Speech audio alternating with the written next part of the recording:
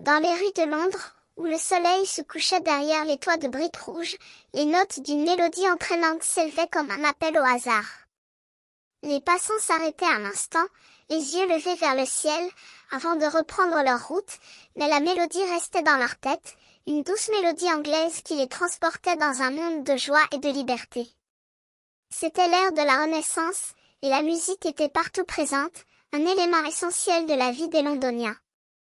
Les rues étaient bondées de musiciens ambulants, qui jouaient de la vielle, du violon, de la flûte ou de la harpe, pour gagner leur vie.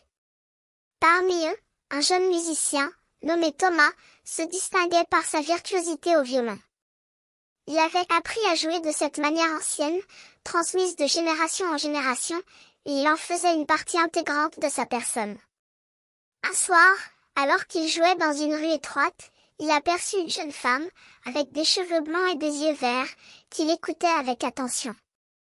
Elle ne se détourna pas, même lorsque les passants commençaient à s'arrêter pour l'entendre jouer. Thomas, intrigué par cette femme, se permit de la regarder, et il vit qu'elle était belle, avec une peau douce et des lèvres pleines. Il commença à jouer avec plus de passion que jamais, comme si la musique était devenue son langage le plus intime. La femme, qui s'appelait Emily, fut conquise par le talent du musicien. Elle s'approcha de lui, et Thomas, sentant sa présence, s'arrêta de jouer. Ils se regardèrent, et dans ce regard, il y eut comme un accord secret, comme si la musique les avait unis pour la vie. Depuis ce jour, Thomas et Emily se retrouvèrent souvent dans les rues de Londres, Thomas jouant pour elle, et elle chantant en harmonie avec lui. Leur chant s'élevait vers le ciel, un mélodieux appel à la liberté et à l'amour.